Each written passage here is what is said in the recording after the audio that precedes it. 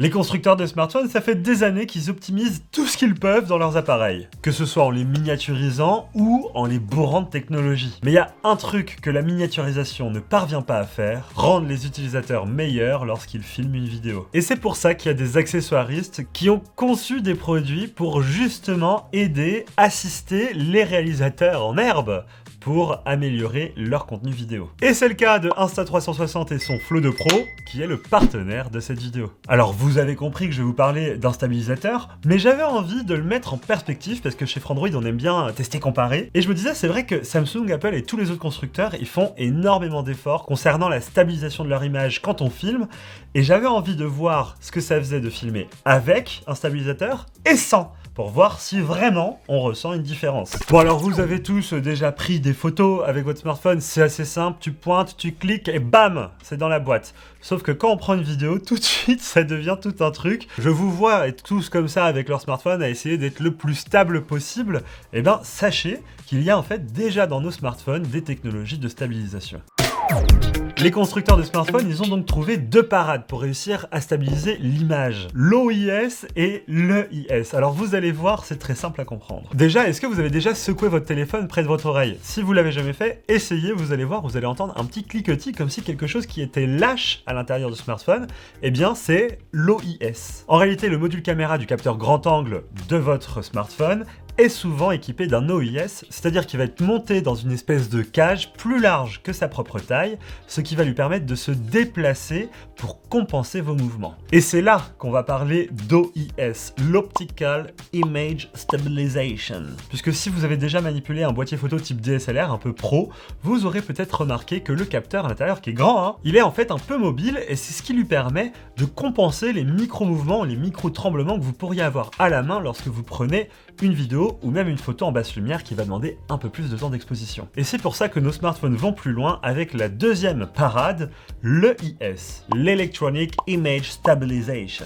Il y a un truc qu'il faut prendre en compte quand vous filmez avec votre smartphone, l'image, elle est croppée. On n'utilise pas tous les pixels de votre capteur. C'est simple à remarquer, lorsque vous passez du mode photo au mode vidéo, il y a un petit zoom qui se fait dans l'image. Et c'est là que se trouve l'astuce, c'est que en mangeant un petit peu les bords du cadre, on se fait une marge. Et avec une stabilisation numérique qui prend en compte les différents capteurs de votre smartphone, le gyroscope pour connaître sa position, son orientation, etc., on va pouvoir faire une compensation numérique et donc se balader comme ça dans l'image afin de stabiliser numériquement vos mouvements. Donc l'EIS, la stabilisation numérique, permet de compenser ce que l'OIS, la stabilisation optique, ne peut pas faire. Sauf que la stabilisation numérique, elle a ses limites. Déjà, elle croppe dans l'image, donc on perd un peu de pixels. En plus de ça, on peut remarquer des déformations de perspective et tout plein d'autres artefacts qui pourraient être visibles sur votre vidéo.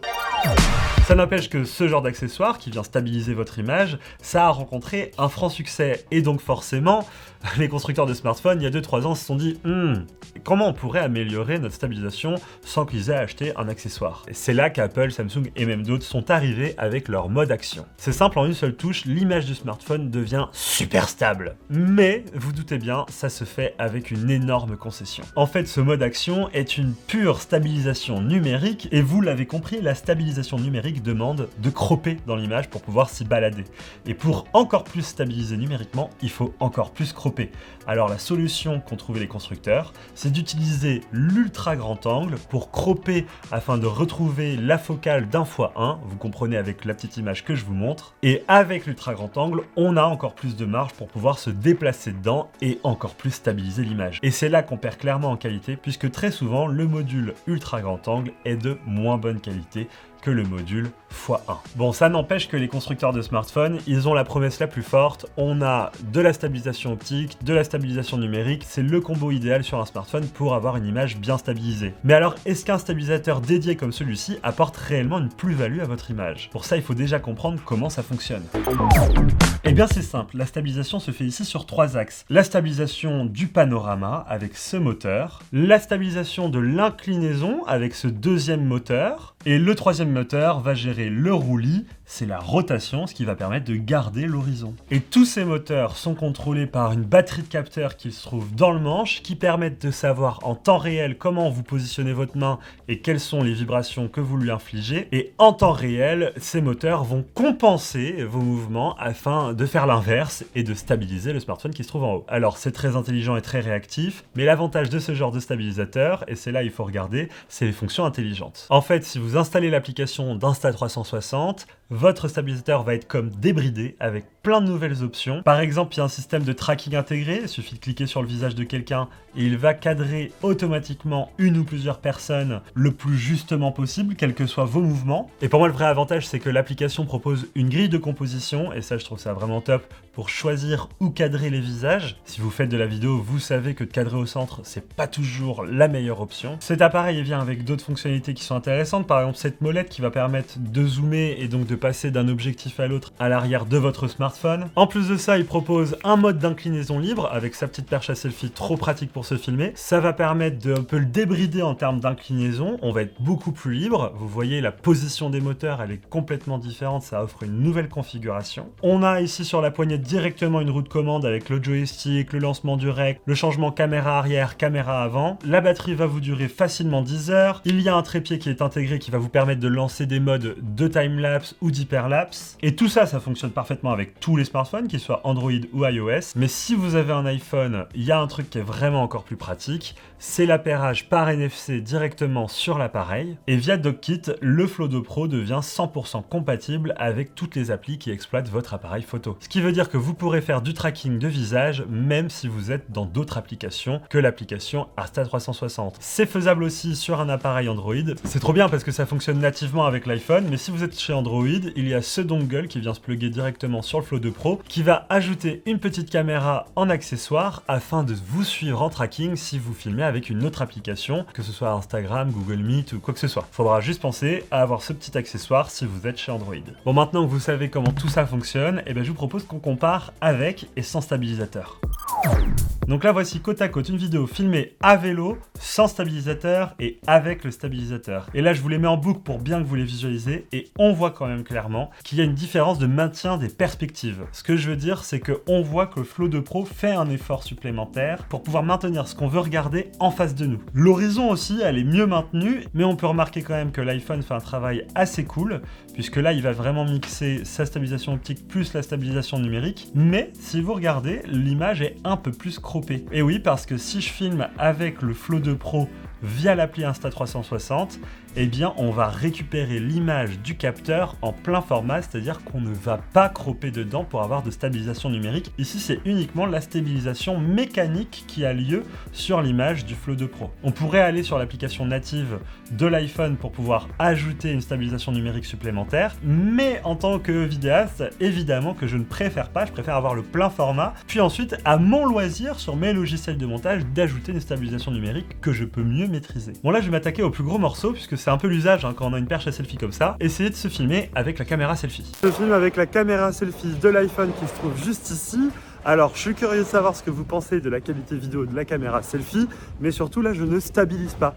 C'est-à-dire que là, je suis sur une perche à selfie classique et je suis curieux de voir sur mon ordinateur ce que ça peut donner une vidéo qui n'est pas stabilisée par le Flow2 Pro. Et maintenant, je me filme avec l'Insta360 Flow2 Pro et franchement, je sens que la stabilisation fait son travail rien que quand je tiens le stabilisateur dans ma main. J'ai hâte de voir au comparatif sur mon ordinateur, mais ça a l'air d'être assez bluffant. Surtout que là, je me suis amusé, j'ai activé le tracking automatique sur mon visage et je lui ai demandé de me cadrer sur une grille à 2/3 en haut de l'image au centre. Et franchement, il maintient bien cette composition de cadrage et ça me plaît bien. Là, je vais de droite à gauche et vous voyez que voilà, il tourne en fonction. Et ça marche plutôt bien. Bon, quoi qu'il arrive, on remarque quand même que la stabilité globale de la vidéo s'en voit vraiment améliorée lorsque j'utilise le stabilisateur. C'est normal.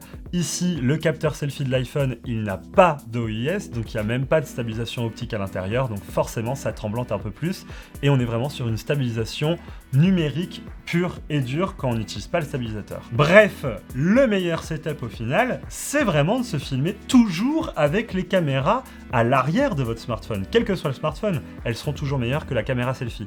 Et l'avantage d'un produit comme celui-ci, c'est qu'il a l'intelligence de vous faire un tracking du visage et sur lequel vous pouvez encore une fois choisir où est-ce que votre visage sera cadré pour pouvoir être toujours bien cadré même si vous ne voyez pas le retour. Et là je vous mets les vidéos côte à côte, ça n'a aucun rapport, la vidéo filmée avec la caméra arrière de l'iPhone est bien meilleure que celle filmée avec la caméra avant. Il y a une profondeur dans les couleurs, meilleurs détails, peut-être un petit peu flou d'arrière-plan plus naturel, et ça donne vraiment un résultat bien plus qualitatif. Bon, maintenant je vous propose qu'on compare le mode Action Cam, qui est censé rivaliser avec les stabilisateurs, et juste le stabilisateur sans aucun paramètre de stabilisation sur le smartphone. Alors je vais commencer par vous montrer l'image prise avec le stabilisateur. Je le précise, cette image que vous voyez actuellement n'est pas stabilisée numériquement. On a ici que la stabilisation mécanique du stabilisateur Flow 2 Pro. Maintenant je vous montre la même course puisqu'on était en train de courir avec l'iPhone en main mais avec le mode action activé. Et là il y a peut-être un truc qui vous choque, la qualité d'image est moins bonne. Et là si vous avez l'œil, il y a deux choses qui vous font tiquer. La première, c'est qu'on sent qu'il y a une gestion de la perspective qui est un peu altérée,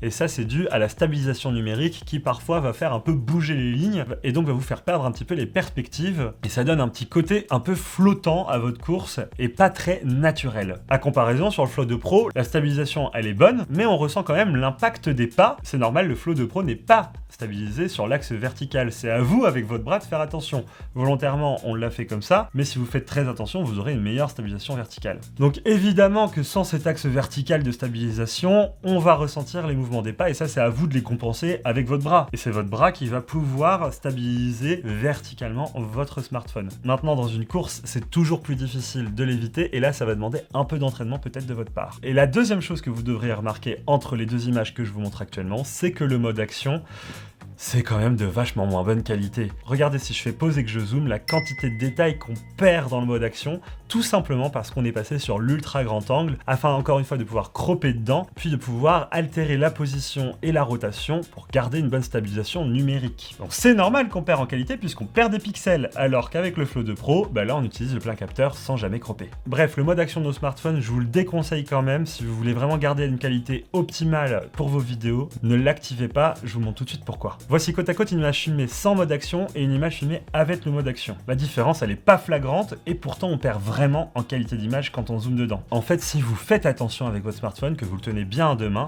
vous réussissez quand même à avoir une stabilisation suffisante pour ne pas avoir besoin du mode action. Le mode action va vraiment être pratique si vous vous mettez à courir et à faire des mouvements dans tous les sens, mais encore la stabilisation numérique vous fait tellement perdre en qualité d'image que c'est peut-être pas bénéfique. Bon, là pour juste l'anecdote, j'ai filmé toutes ces images également avec le Galaxy S25 et je vous laisse me dire dans les commentaires ce que vous pensez entre l'image d'un Galaxy S25 et celle d'un iPhone. Regardez, Galaxy S25, c'est pas mal, hein, franchement c'est coloré, et c'est de l'iPhone, des tons beaucoup plus neutres, froids, et moi ça m'a assez étonné le traitement colorimétrique des deux smartphones. Peut-être qu'il y en a un qui va plus vous plaire et je serais curieux de savoir lequel.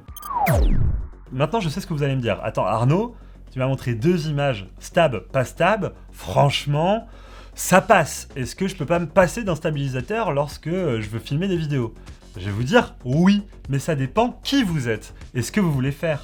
Parce que le stabilisateur, il vient avec une multitude de fonctionnalités qui va vous permettre de débrider vos capacités de réalisation et de plans créatifs sans avoir à vous appeler Spielberg. Je vous montre en illustration 2-3 exemples de plans assez stylés qu'on peut faire avec le Flow 2 Pro et ça ne demande pas une grande installation, il suffit juste d'avoir l'idée ou tout simplement d'aller chercher les tutos sur internet. Si vous partez en vacances, que vous voulez filmer des petits vlogs ou que vous voulez même vous lancer dans la réalisation de petits clips ou de petits spots pub, eh bien ce produit va vous permettre de débrider vos capacités de mouvement tout en restant stable et fluide avec votre smartphone. Le fait qu'il puisse se monter en perche, qu'il puisse se débloquer en inclinaison afin de pouvoir faire des plans au ras du sol puis monter, toutes les fonctionnalités de tracking afin de garder constamment quelqu'un dans le champ et bien cadré. Bref, c'est une vraie solution complète et l'ergonomie de cadrer en tenant cette poignée qui est franchement très confortable avec tous les boutons à disposition, sans oublier le petit trépied intégré que j'adore qui permet quand même de faire des plans fixes quand on en a besoin. Bref, ça s'inscrit presque comme un compagnon de vidéaste en herbe et dans ce cadre, il devient indispensable. Sachez que si ce produit vous intéresse, je vous mets tous les liens dans la description et je remercie Insta360 d'avoir été le partenaire de cette vidéo et d'avoir vraiment joué le jeu, de nous avoir laissé faire le comparatif sans mentir, en vous montrant les rushs bruts et en montrant qu'au final, nos smartphones se débrouillent aussi bien solo, mais pas dans toutes les conditions. Merci d'avoir regardé cette vidéo, vive la technologie, vive la stabilisation, ciao.